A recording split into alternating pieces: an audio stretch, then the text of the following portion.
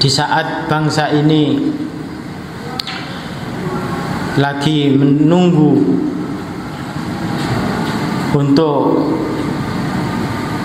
menjadikan bangsa ini Indonesia emas di tahun 2024 mendatang. Akan tetapi kita dihadapkan terhadap fenomena yang mengkhawatirkan. Yang pertama, adanya data penurunan angka pernikahan pada usia-usia menikah. Yang kedua, adanya data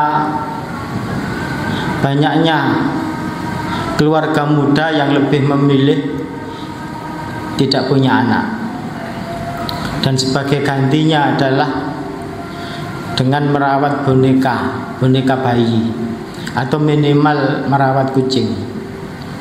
Dan yang lebih mengkhawatirkan lagi yaitu data dari BKKBN tentang maraknya seks bebas bagi remaja. Tentu kita tahu bersama bahwa remaja adalah di mana mereka di masa-masa mencari jati diri, rasa ingin tahu yang sangat besar. Sementara ketika salah arah, maka mereka akan terjerumus pada perilaku-perilaku seks bebas ini. Umur 16-17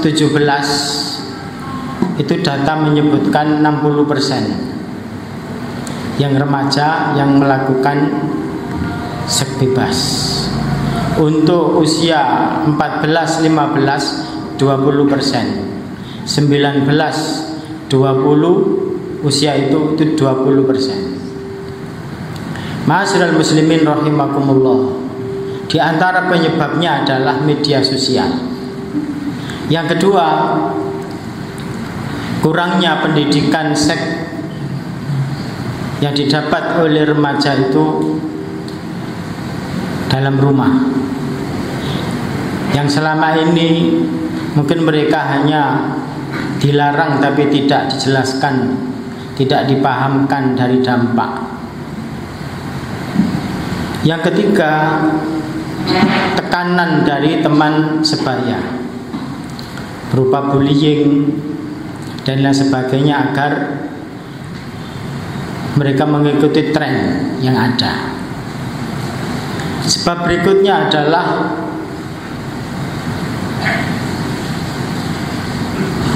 perubahan nilai sosial yang mungkin dahulu dianggap tabu, sekarang biasa. Dahulu di masa kecil kita, sesuatu yang halal itu mudah dan yang haram itu susah.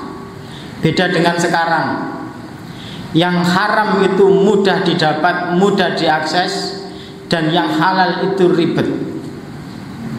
Termasuk fenomena di mana kalau dahulu murid itu takut segan dengan gurunya, beda dengan sekarang. Justru guru yang segan dengan muridnya. Senakal-nakalnya murid zaman dulu kalau dendam dengan gurunya paling ngempes ban sepeda atau membuang cuk busi. Tapi kalau sekarang yang kita ketahui bersama, berita yang beredar, termasuk ada motor kepala sekolah dibakar karena orang tuanya diundang ke sekolah untuk membicarakan kenakalan anaknya di sekolah.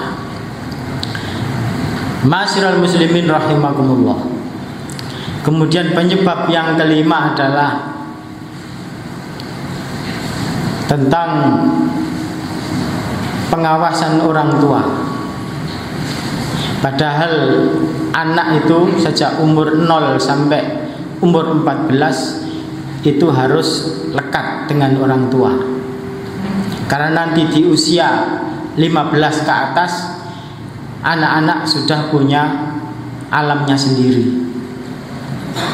Maka ketika sudah lepas dengan orang tua, itu seyogianya didikan orang tuanya itu membekas, sehingga ketika ia mau melakukan sesuatu menyimpang itu ingat dengan pesan dan ingat orang tuanya.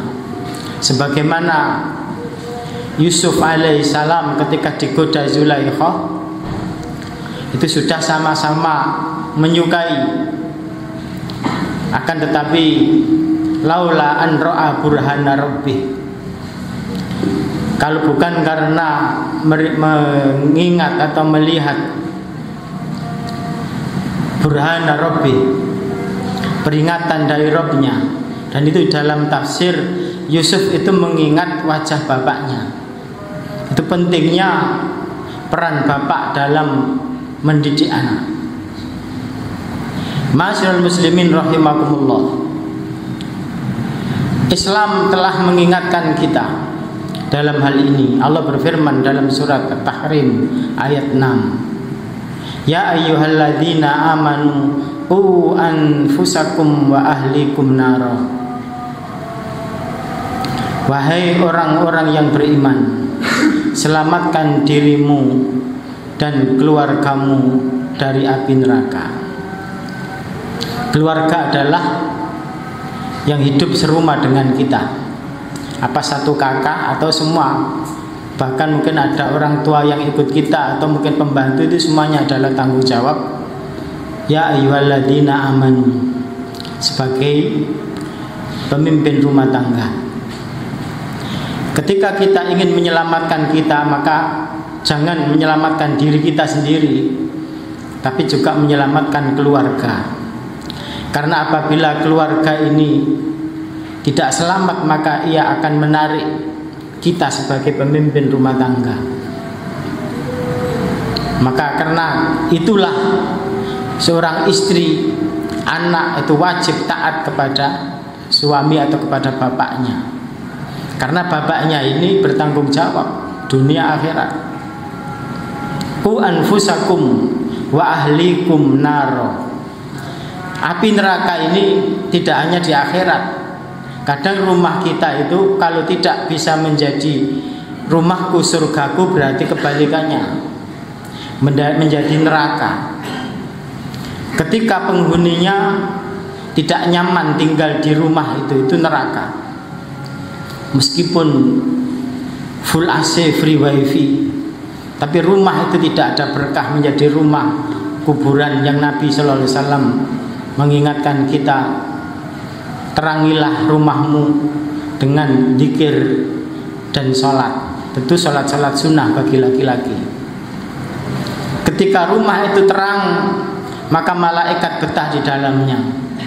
Tapi ketika rumah itu gelap, tidak pernah dibuat zikir, tidak pernah dibuat pengajian, tidak pernah dibuat baca Al-Quran, tidak pernah buat sholat, maka rumah itu adalah kuburan. Malaikat tidak betah tinggal di dalamnya, yang betah adalah demit. Maka isinya adalah konflik suami istri, KDRT, ketidakjujuran, macam-macam. Itulah neraka.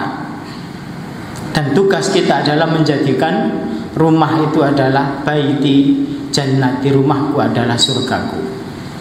Itu pertama. Kemudian kita diingatkan juga dalam surat An-Nisa ayat 9, wa khalafa min ba'dihim khalfun wal yahsal ladina law taraku min khalfihim dzurriyyatan di'afan khaufu alaihim falyattaqullaha falyaqulu qawlan sadida. Hendaklah kalian sebagai orang tua takut atau khawatir ketika meninggalkan generasi yang lemah. Oleh karena itu bertakwalah kepada Allah. Falyattaqullaha falyaqulu qawlan sadida. Bertakwalah kepada Allah dan berbicaralah, berkata-katalah dengan perkataan yang benar. Meskipun ayat ini konteks aslinya adalah berkaitan dengan harta waris, tapi lebih umum, apalagi kita melihat kondisi remaja saat ini yang disebut remaja stroberi. Mereka lemah, dari segala hal dibanding kita dahulu. Yang ketiga, Allah juga mengingatkan dalam surat Maryam ayat 59. Fa khalafa min ba'dihim khalfun adaa'us salata wattaba'us syahawat fasawfa yalqawna ghayya. Mungkin orang-orang tuanya soleh-soleh, tapi kemudian meninggalkan generasi yang menyia-nyiakan sholat. Ketika manusia sudah menyia-nyiakan sholat, maka dia pasti akan mengikuti hawa nafsu, wattaba'us syahawat, dan mereka akan dilemparkan ke dalam jurang kesesatan.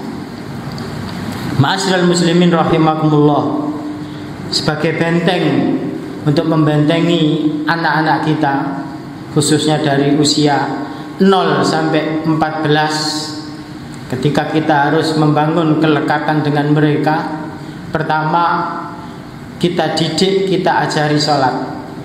Makanya Nabi SAW memerintahkan kita, ajari anakmu di usia 7 tahun untuk sholat dan pisah tempat tidurnya, dan pukullah di usia 10 tahun ketika mereka tidak mau sholat.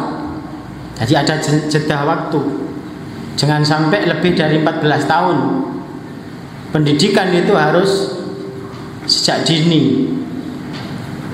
Dan beri contoh, falyattaqullaha, karena pendidikan yang paling kuat adalah ketika kita beri teladan. Jangan hanya disuruh tapi kita tidak mengerjakan. Karena anak adalah peniru paling ulung. Apa yang dilihat dari bapaknya, maka ia akan mengikutinya. Itu yang pertama. Kemudian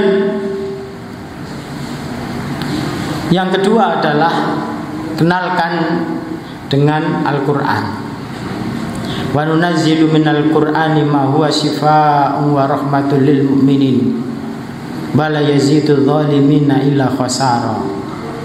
Dan kami turunkan Al-Quran itu sifat dan kerahmatan bagi orang-orang yang beriman, dan tidak menambah bagi orang-orang zalim kecuali khasara, kerugian.